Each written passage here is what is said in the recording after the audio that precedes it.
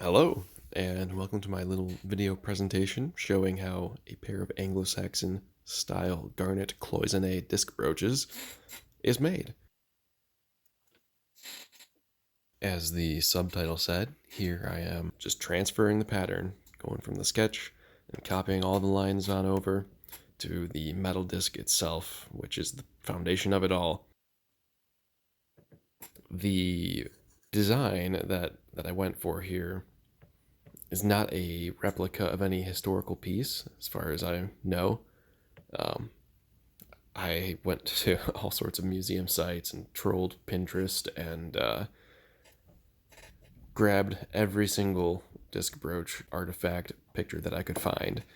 And so I have quite a collection built up at this point, which I enjoy just looking at that. But the purpose behind that was to gather up a feel for the artifacts and try to come up with something that plausibly could have been done, but I haven't really seen done. And yeah, just try to make a new artifact, something that would fit right in at home with the originals, but would be my own original as well. And so hopefully I succeeded in doing that. I'll let you be the judge. But it's a long journey, as you can see, with this video being an hour, and I try to not overshare as far as these video steps go. I'm trying to only show you, a reasonable amount so you get the idea of what's going into each step. But there are a lot of steps, it turns out, in making this sort of thing. So hopefully that's all good and to your satisfaction. And I probably should have said this earlier, but I hope you enjoy watching the process as this piece comes together over the course of the next hour, uh, very quickly compared to the reality of it. But obviously, we can't all be expected to sit around and watch that. But hopefully, I can make this interesting enough and informative enough to make it worth your while.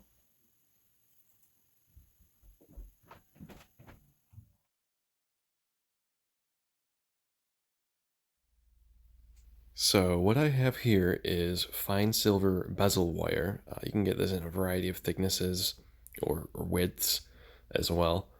And this is what I'm using to construct these walls. So I have at the start here three basic layers, right? This outer wall, and then an inner wall, and then the innermost uh, round in the very center there, which will have a round cabochon. And so that's a 5 millimeter size. And getting these soldered up here, making sure I'm applying the flux, keep that clean. You don't want too much flux because it bubbles around when things heat up, and that'll throw off your solder chips and whatnot. I've never been comfortable just picking up a heated solder pallion with a pick and dropping it onto a piece. I'm always very hands off in my silver soldering process. But I'm completely self-taught, and I've never been shown how to do that, and I've never found it comfortable. So, as I said, I've always been very, very hands-off with my silver soldering. I place everything, and I warm it up, get past that bubbling, boiling phase with the flux, and then go to town with the heat and flowing the solder.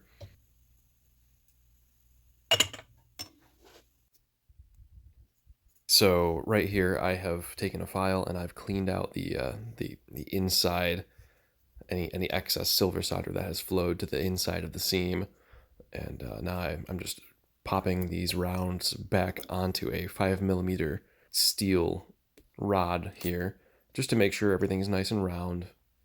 Double check it, make sure it's a nice tight fit. It is the size that I want here in the end.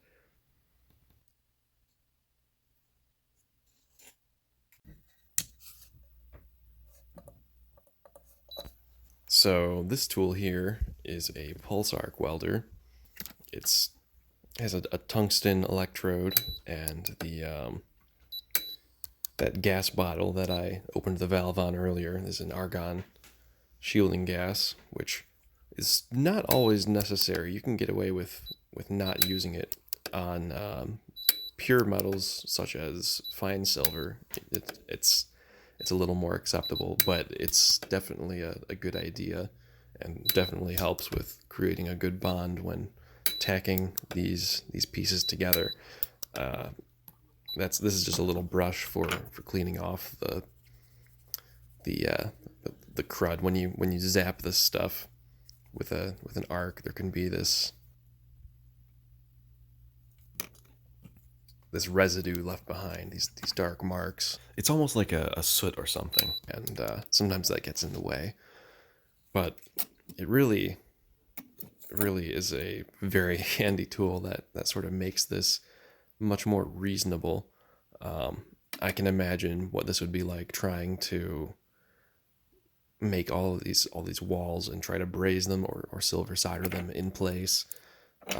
All of the shifting and movement that would likely occur when heating up the flux that will protect the surface and allow the silver solder to flow and yeah, this pulse arc welder tool is in my mind critical. Like it's can't do this without it.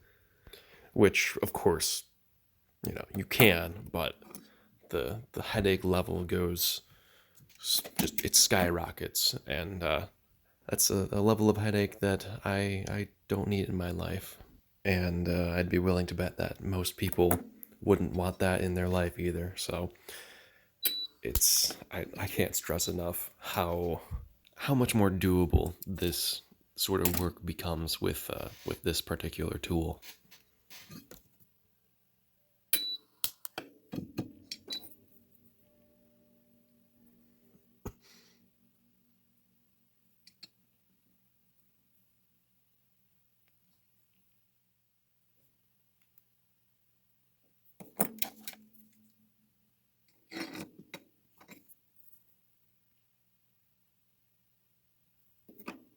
Always measuring, making sure that the wall is the proper distance from the center there in this case.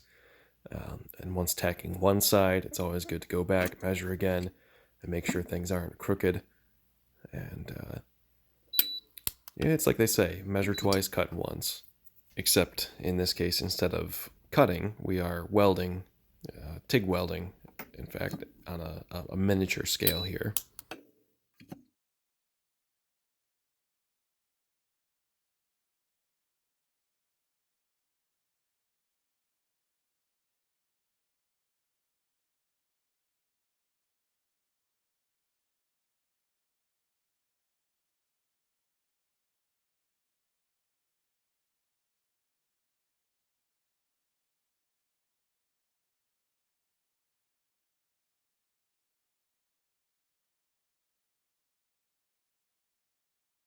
So here I'm just taking a lot of silver solder pallions. It's just little chips of silver solder cut from sheet and getting these scooped and dumped into these cells and then appropriately distributed so that way when they flow and they melt, they connect the walls together and connect the walls to the floor rather than just melting into a puddle all over the floor.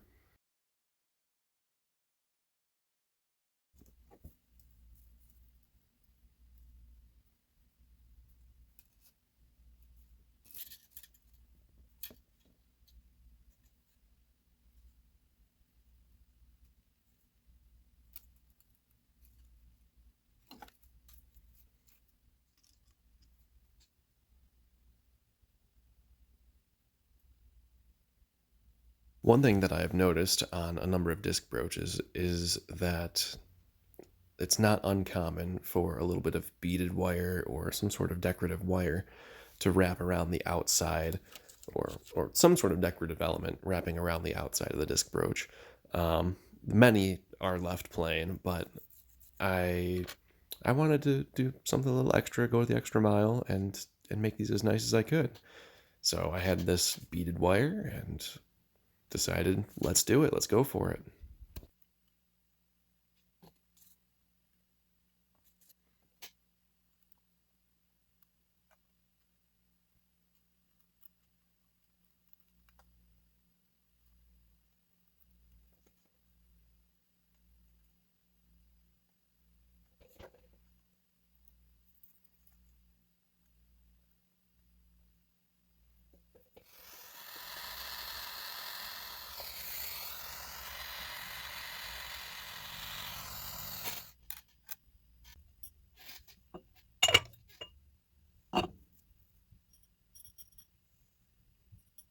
All right, with those now made into rings, time to get it fitted onto the disc brooch as it currently stands.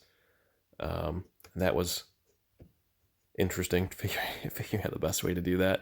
Turns out the best way to do it is drop it underneath and then just clamp down and get that sucker to pop into place.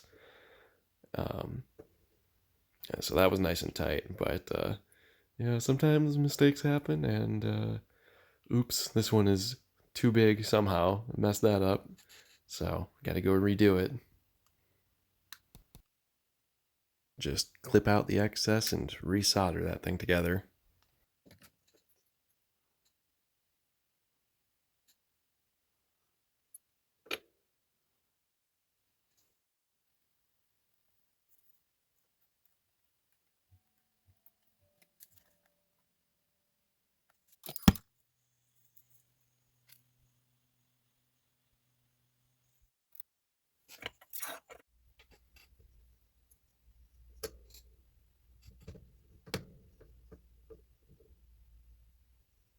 Okay, and with that popped into place, getting the seam lined up where I'd like it, I'm using this little strip of, I think that's 20 gauge sheet to kind of lift the beaded wire border up evenly.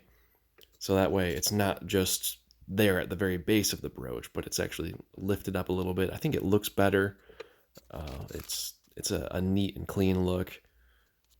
And with that done, it's now time to silver solder the beaded wire border in place.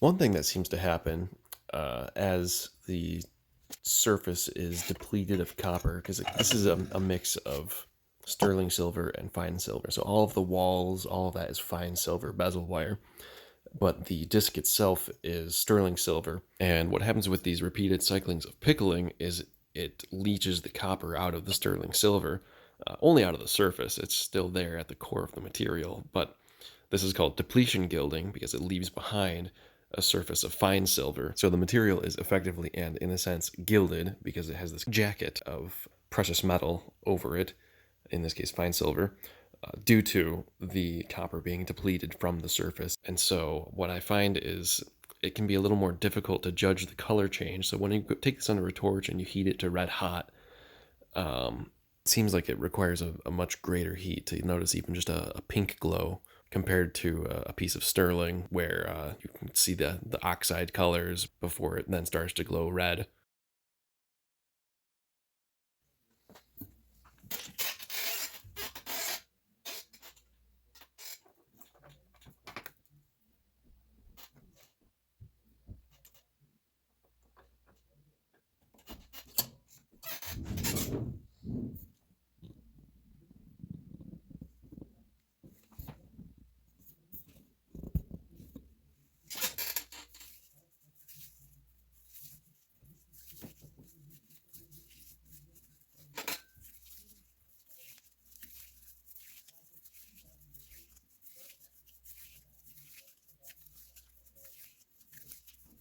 So you can see here all of that spring back, how it rotated, and actually right there with that bend, just how springy the material is now that it's all twisted.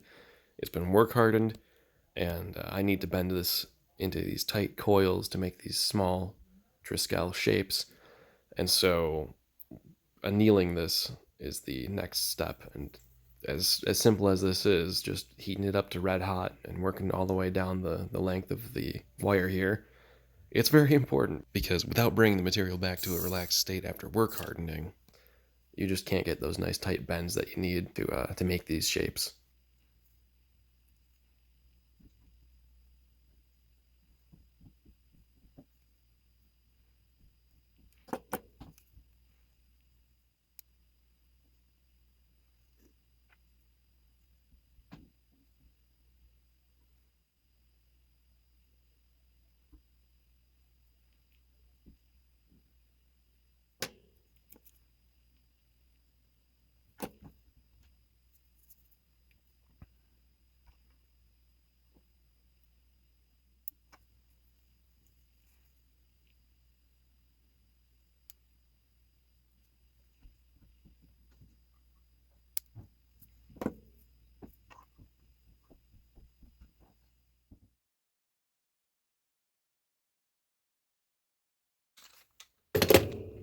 Now here's a fun contraption. This. You know what they cost? You want to if you want to buy one of these tools from I don't know, like Pepe Tools or Rio Grande or one of these sites. It's like buying a new drill. But if you have an old drill, you can just cannibalize it, put it on the oak board, and order a cheap. Oh shoot, I forget what these handles are called, but you know, it's just the kind of little handle that would go on a lathe. Doesn't need to be super fancy, just decent. And now you can wrap wire, and all you used was your old drill, which is what I did with this one, because this thing I wore it out. So this wire is half round wire, and that comes with some complications here, because when you bend it into a coil and then you snip that coil up into these little jump rings, it never the ends never line up perfectly. And so what I'm doing here by smashing these jump rings down into this block is it kind of readjusts the size of the jump ring, but at the same time it also forces those ends into alignment. So in the end, you're left with a nice even round jump ring.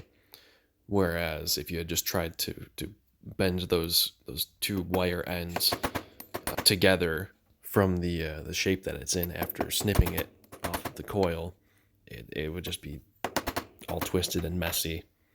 Not at all a problem with round wire, but when you get into shapes like half round, making those ends meet up just so gets funky. And so something like a dapping block is a very handy tool for correcting that. And in my experience, paying good money for a quality dapping block is well worth it as well. So that's a Durston dapping block that I was using there, and I had one of those little cheap guys from Amazon before, and they're not actually half round in the way that those divots are carved out of the block. They're suboptimal. But when you pay for a good dapping block and it's actually half round in its shape and it's polished, and there's nothing quite like it. It's well worth it in my opinion. So what I'm doing with this sheet here is I'm cutting out some little tiles, little squares, because I saw something on a certain disc brooch that I kind of wanted to try. I kind of liked the idea, and it has to do with the construction of where the spring and the mechanism, where that hinges. And so what I've noticed with some of these disc brooches is they will tend to have pieces of sheet that are riveted to the back plate of the disc brooch, or be silver soldered slash brazed on, you know, in place there. And so sticking with pieces that follow that design, I decided, okay, I'll cut out some little pieces here, some little shapes. I'll make these little feet for these jump rings, and get these mounted in place on the disc brooch. It's a little difficult in trying to describe the construction, but you'll see soon enough.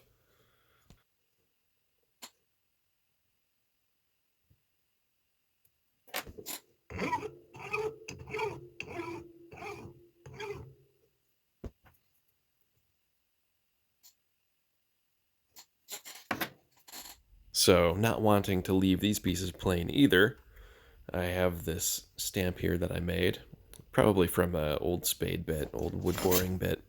You can see that I've got it ground to a fine tip, and then what I did was I took a carbide burr, just a ball burr, round burr, whatever you want to call it, and I used that to carve away a small round hollow in the very tip of the tool. So when I stamp into the metal, it leaves a small dot. And dots and ring dots are popular motifs at the period of history that I'm referencing with a piece like this. And so I figured, you know, it's a good time to break out the punch and do a little decorative punch work and follow that trend.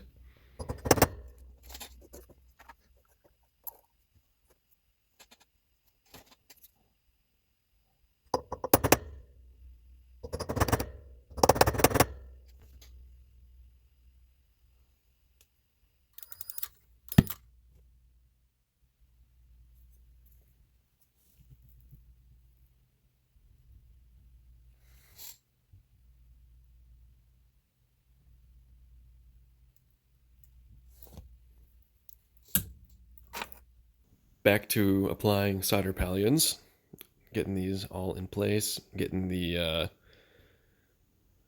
you can kind of see a little preview of how the pin and spring mechanism will interact here with these pieces, but just getting them lined up and as same as possible. And then this that you're looking at right here is actually going to be what's called the catch plate. So this is the portion that kind of hooks over that the pin will catch under, the sharp end of the pin.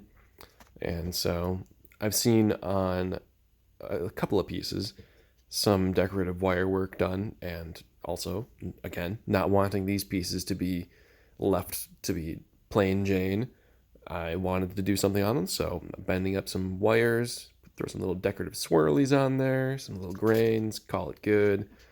And that's kind of the idea here. So this is it, the catch plates, both of them laid out flat, and I'll have to go through and bend them up later.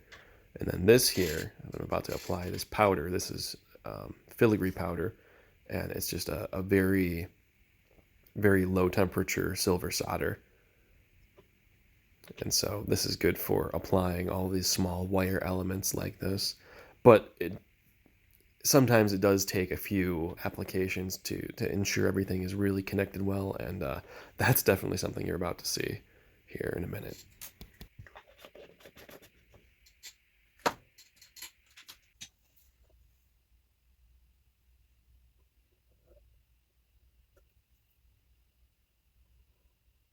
One of the very important rules of silver soldering slash brazing, because just as an aside, brazing is any metal joining operation where you're flowing a filler metal to join some parent metal pieces.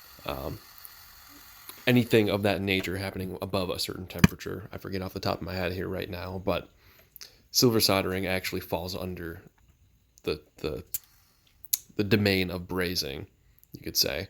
But one of the very important rules of that is solder flows toward the heat. And so it's always a better idea to heat from below a piece like this as much as possible. Because if you heat from above, now you're just drawing all that solder up onto the surface, and that it's just going to obscure all these details.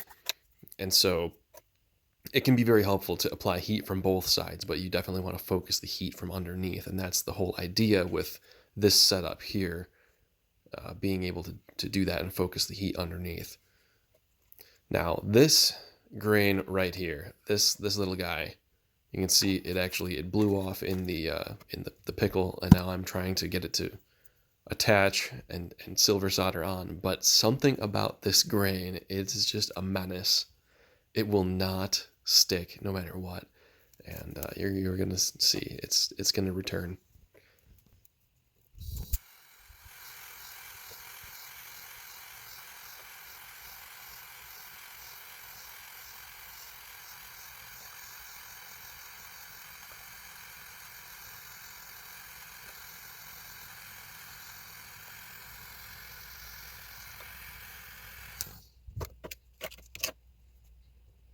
I'm probably overdoing things a little bit here with the torch, but I'm with this filigree powder. When you heat it past a certain point, you burn off some metals, and it increases the hardness of the solder, and that's a very cool feature of it. And so I am overheating it some to try to raise the melting temperature, so it's less susceptible to things flowing and shifting and any of those generally undesirable things happening to it.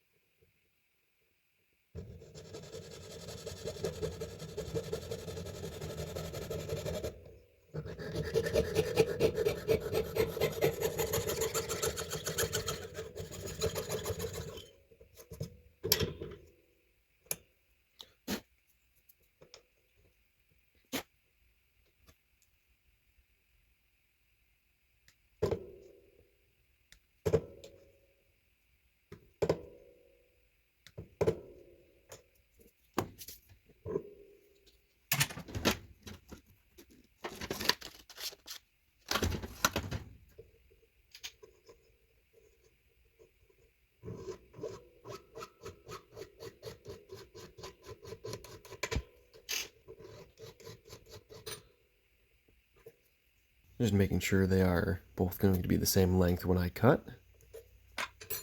And the cut.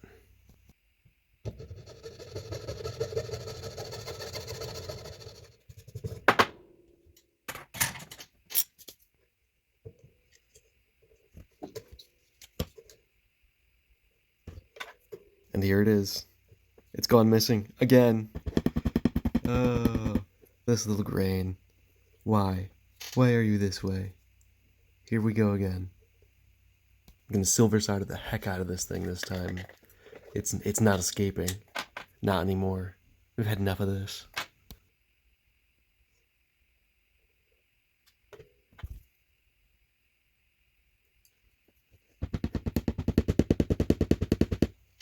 I mean, look at this thing. It's intent on escaping. It's like the ring. The precious, you stick. Stay. You must stay.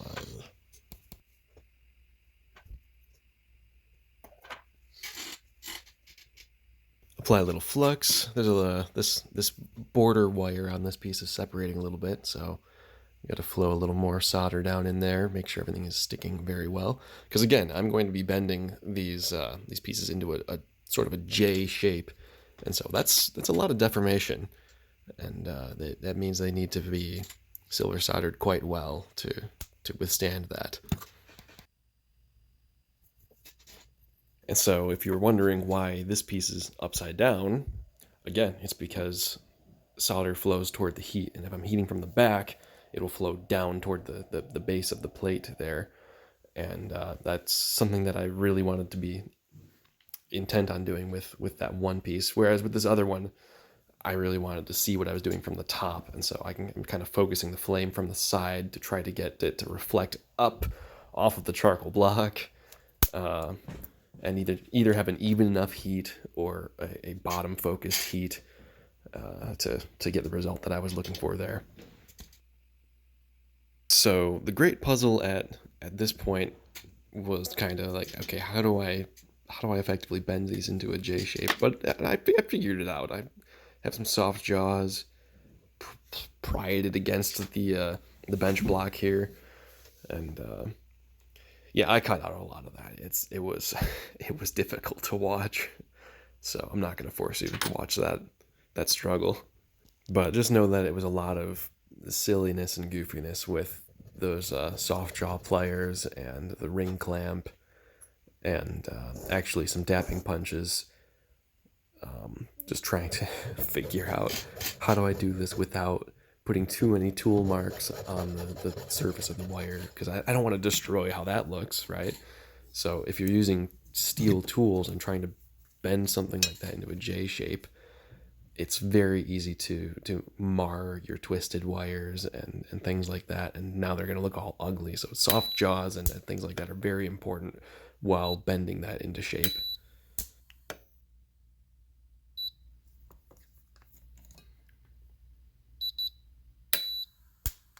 And as you can see, the wire is not marred, so it all worked out in the end. And now that those are tacked, take them on over to the soldering block and get those silver soldered into place. So everything will be together, nice and solid at this point. Yeah, we're getting there. They're actually looking like disc brooches. It's missing the pin still, and there's really nothing going on the front, right? There are no jewels or anything yet, but it's becoming recognizable. Okay, so this is an experimental method for foil production, which I encountered in a PDF by Noel Adams titled Back to Front, Observations on the Development and Production of Decorated Backing Foils for Garnet Cloisonne. In the PDF, various pattern foils are examined, and the author experiments with making dies from milliput in this way in an attempt to recreate some of the types of pattern foils. The idea being that this epoxy putty kind of material is a suitable stand-in for clay, which possibly could have been used directly by burnishing the foil down over the patterned clay dye, or in producing a positive and a negative dye, which the foil potentially could have been sandwiched between, resulting in a patterned foil, or possibly in producing a clay positive or negative die, then use that in producing a mold for casting a high quality die in bronze, like the pattern foil die found at Tietzma, which I hope I'm pronouncing that correctly. I've only ever read that name. Ultimately, I was unsatisfied with my results. They tended to be a little on the broad side, but it was definitely a step in the right direction, and the PDF is well worth the read, and I definitely recommend it. But again, my results here were a little too coarse and didn't quite live up to what I was hoping to achieve. Although I do have to say, and I'm showing here with the calipers, with the, there it is, 1 millimeter set there, that these results are within a certain acceptable range. The results I have are comparable as far as I can tell in about, having 1.5 to 2 squares per millimeter.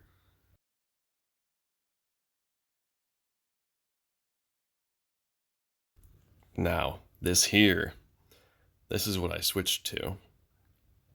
I actually switched to trying to engrave on a brass plate the grid pattern. And apologies for the terrible video here. I'm just trying to hold the loop up to my phone and then hold that up to the plate, and it gets really funky with keeping the focus, but it's all I've got. But it's terribly messy. I'm no good with a graver, but it got me much closer, and it got me finally the results I was looking for.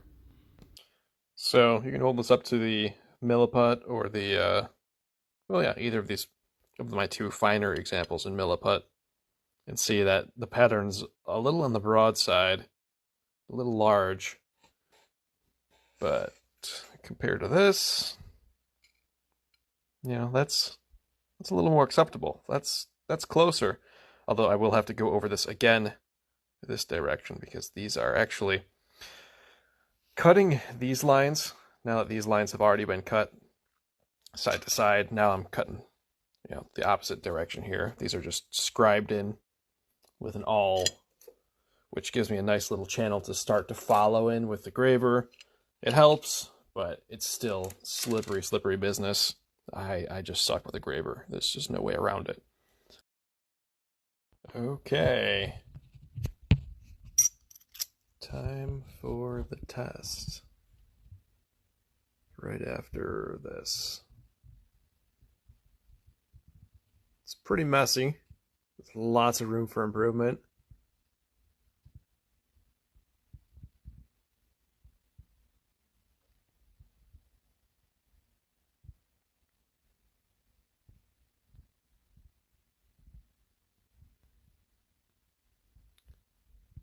But maybe it'll work. Maybe it will work.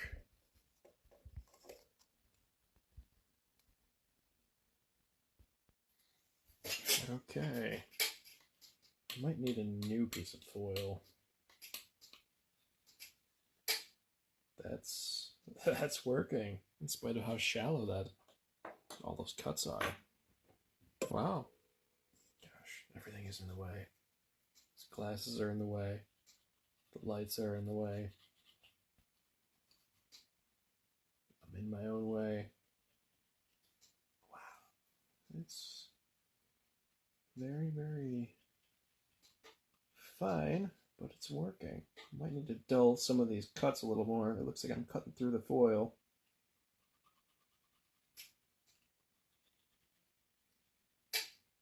Then again, this foil, I did use it once already, so it might just be extra thin and kind of worn from previous tests.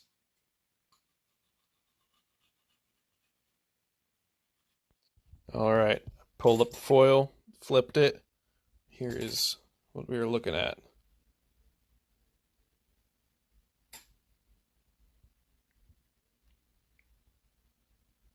Pretty freaking good. I am very concerned about the depth of the pattern, the depth of these lines. That's one thing that's really hard to gauge just through pictures online and stuff. And so with these milliput, well, this is refusing to focus at all. With these little milliput dies, I really went for depth because I thought that the original foils had quite a bit of depth to them. But I wonder. Okay, goodness, gotta try this again. I really do wonder if the depth on originals is not unlike the very, very shallow depth of cut that I'm getting using the graver, which I even went over stuff twice trying to get a good depth. But I wonder if when you go for those 3 or 4 lines, or squares rather, per millimeter, those very fine patterns, it's just inevitable that you're not going to have a very, very deep grid.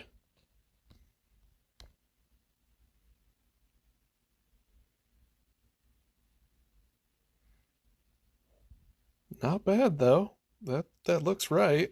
Close up at least. Okay, so many apologies for all of that shaky video and for so much of this having the sides kind of clipped off of it. Um, I had thought that I had gotten some of this process and some of this recorded in landscape, but I did not. So this is all my fault with all of this here previously and what we're looking at now, with everything being all zoomed in and strange.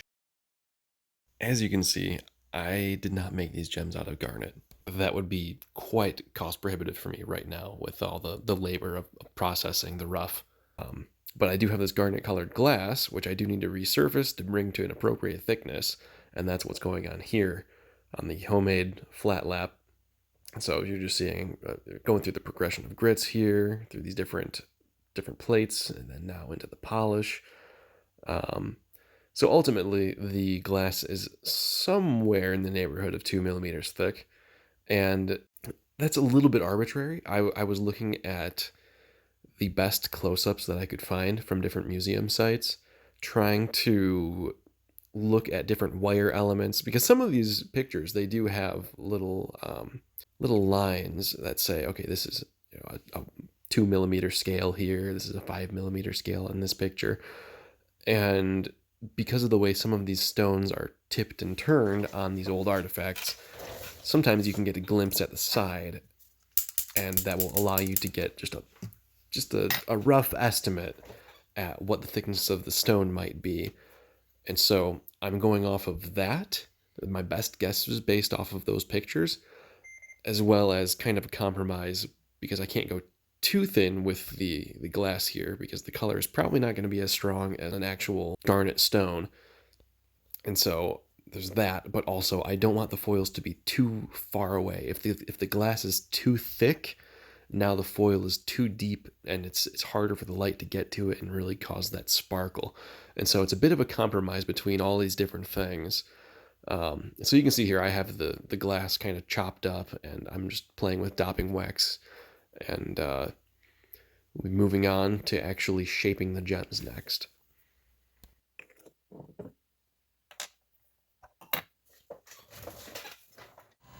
So this is probably a good point at which to discuss why I chose glass instead of insisting upon using garnets. So this partly has to do with the Mohs scale and the relationship between glass and garnet on that scale.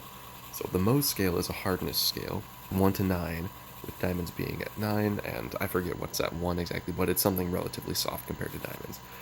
And the way the scale works is the next number up is a material that will scratch the previous material. So a 3 scratches a 2, scratches a 1, and you have these different minerals assigned to these different numbers.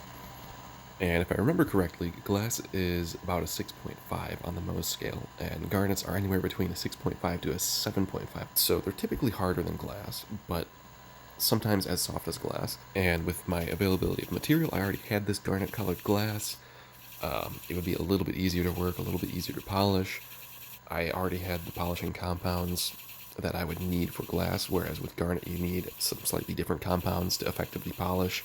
And so between all of those things and the fact that I knew the glass would be clean, and if I chose garnets, I would have to work around flaws and certain things. The quality of the rough would come into question.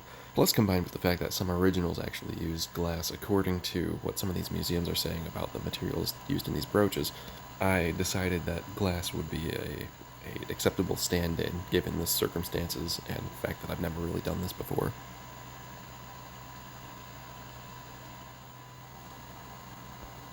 So this is actually quite a poor fit here. This needs some more grinding to fit deeper into the cell, but this was still quite early in my process figuring out exactly what I needed for all of that.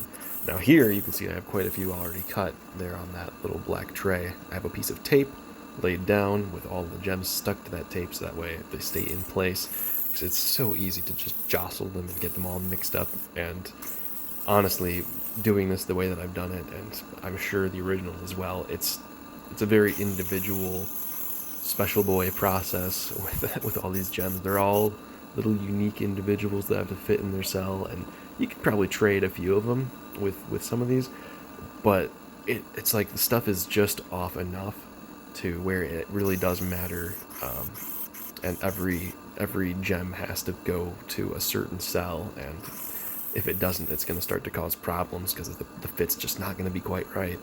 And that's, of course, a two-edged sword. Like that's a feature that I really enjoyed about this. I really liked that these pieces would have all these little gems and they would be unique and special fits. But on the other hand, that's also very frustrating because they're not just standardized and you can't just pop them in. They're interchanging. If something happens to one, you're ending up remaking a gem, and so that's the frustrating side to that. Now, what's actually happening here at this step is I'm taking care of that interior curve, is I guess what I would call it.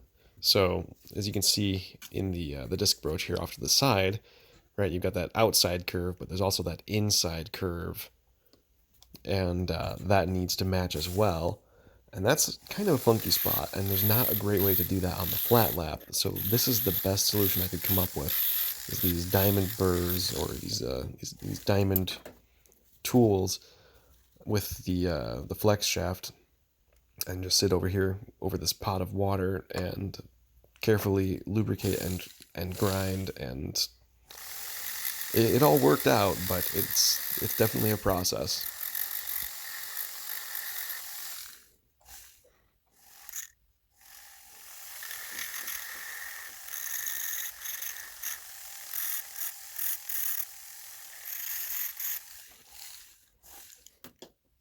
As with over on the flat lap, when grinding some of these stones and checking the fit, here it's the same. A little bit of grinding, check the fit. A little bit of grinding, check the fit. You don't want things to be too tight, but you don't want it to be too loose, and it's very easy to go too far too fast. So, but that is one more stone done. Put that into place. There's one more to do for this particular disc brooch, and then we are on to the next step. And you can see here, I'm just leaving dots in these cells to keep track so I know what is remaining, what's left to do.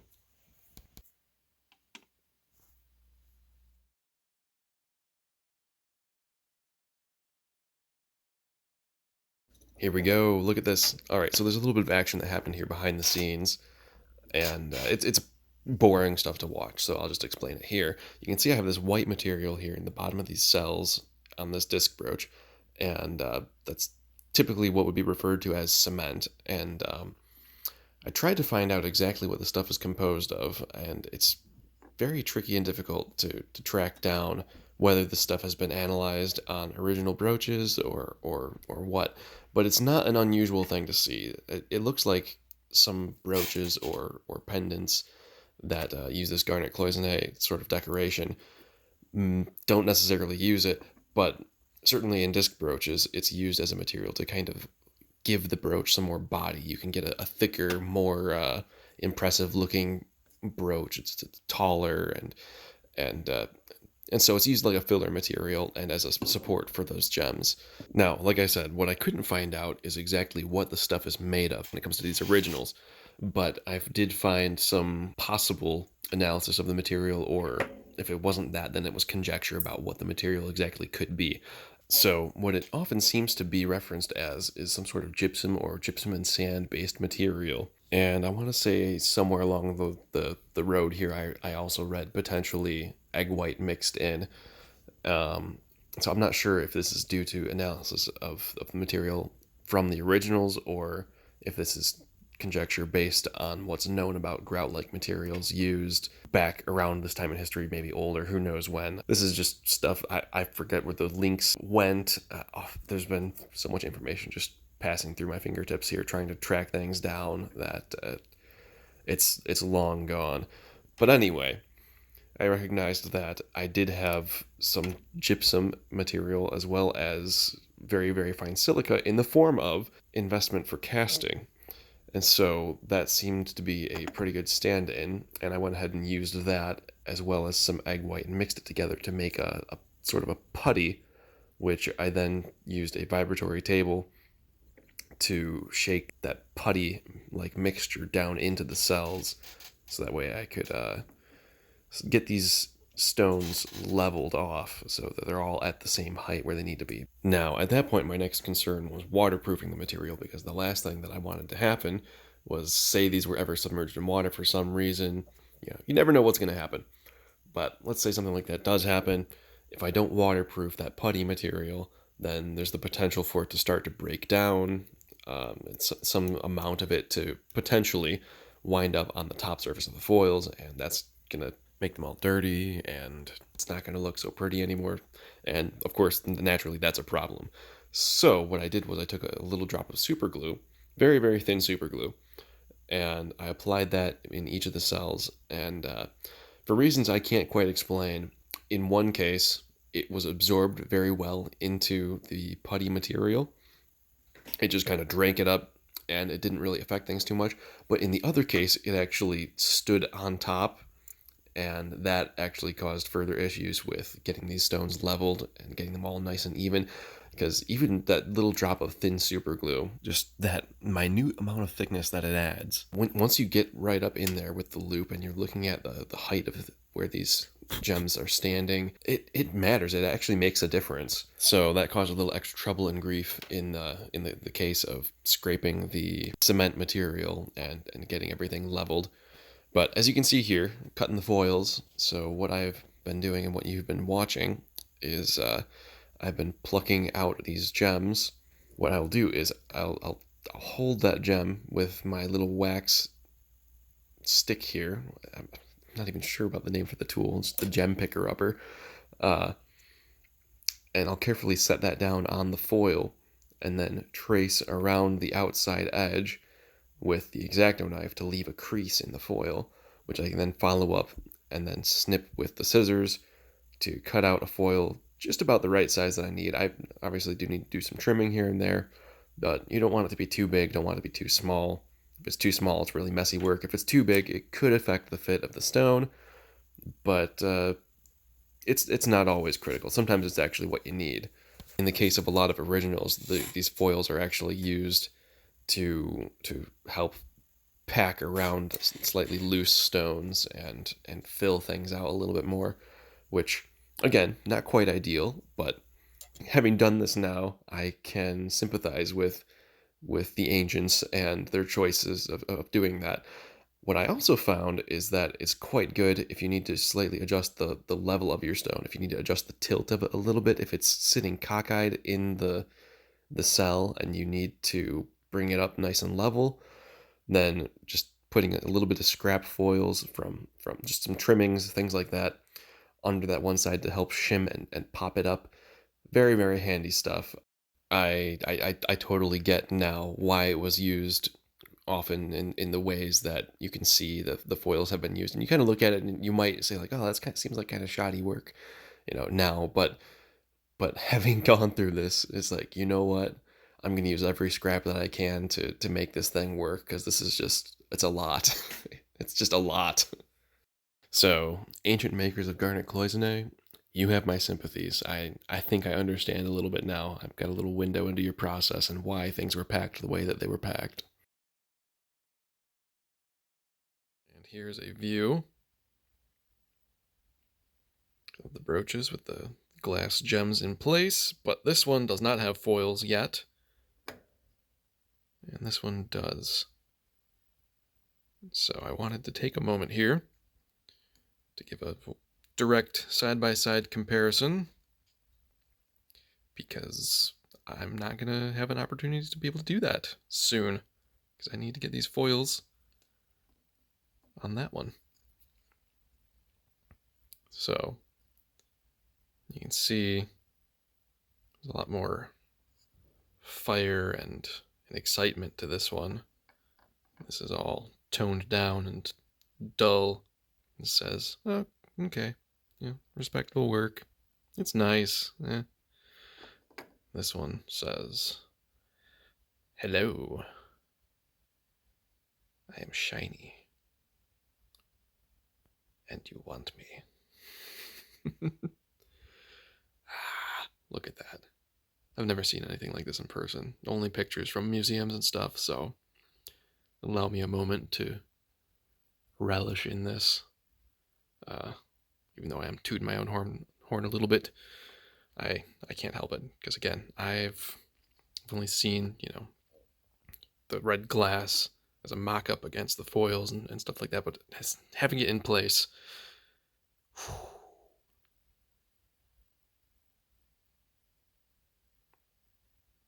you can see how the levels are slightly different by the way that sheen travels across the surface.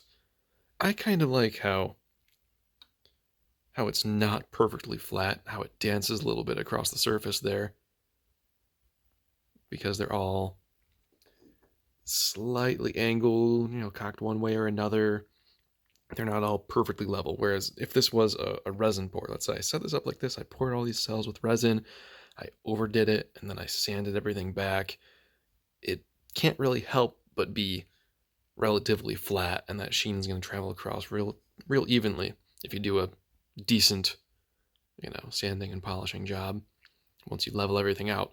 If you just pour it, there'll be see a little meniscus where it, like water in a cup, how if you look at it, it seeps up that side, up that wall, and looks like that. You'll get that with a resin pour as well. And that's how people I've seen typically do stuff like this when they are going for historical recreations of historical objects and such.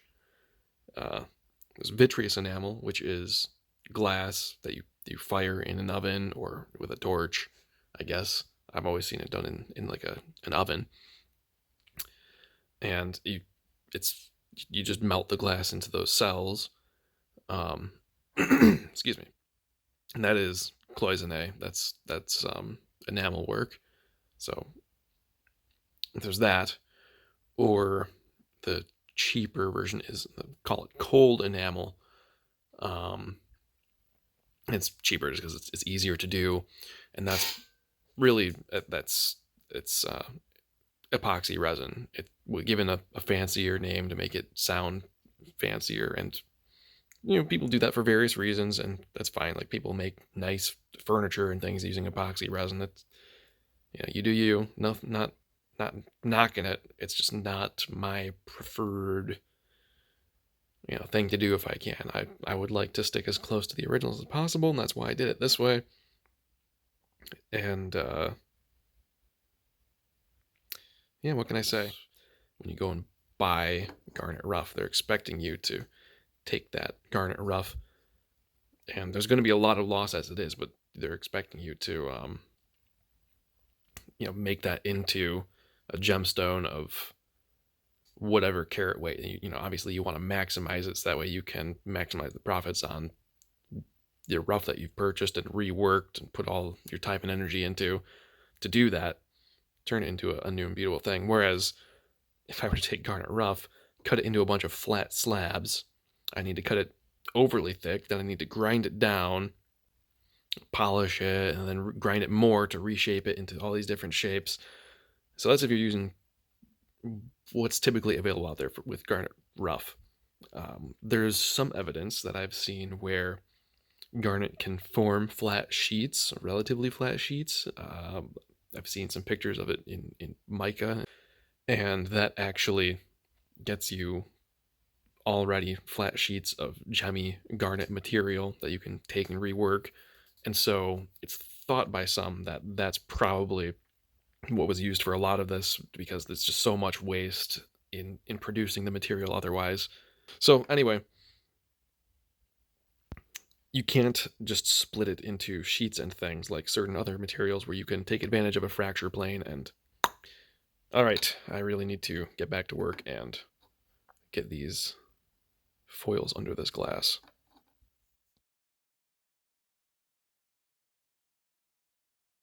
All right, let's talk for a moment about the setting process.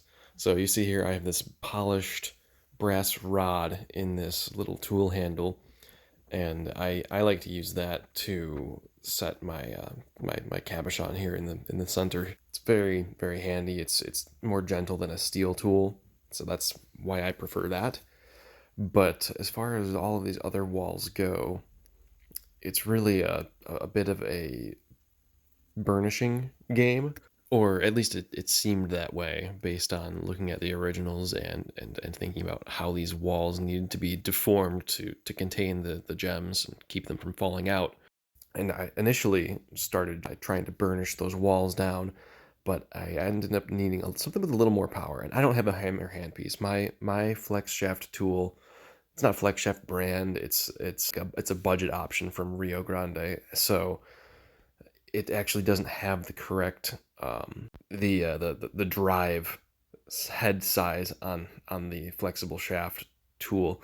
It's not quite right to accept or be interchangeable with like Fordham brand hammer hand pieces.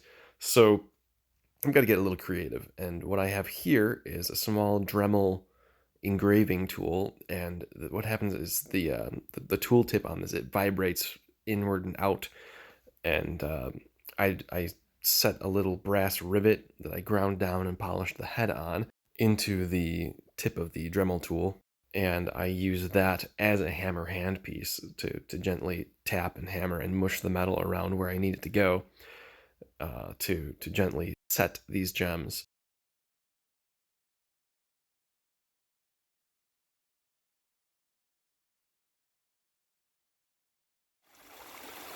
Here they are, the finished disc brooches. A lot of work went into these, and you've certainly got a decent little view into that. But even with that said, with what work did go into these, my foils are still relatively crude compared to a lot of historical examples, and the gems in these are simple shapes, just squares, simple curves. And there are certainly historical examples with similarly simple shapes, but there are so many with more complex shapes, mushroom shapes, stepped cigarette shapes. And it's just so much work, and I certainly respect that. Those historical pieces are truly wonderful, amazing, crazy pieces of craftsmanship. And maybe someday I can hope to approach those more complex shapes.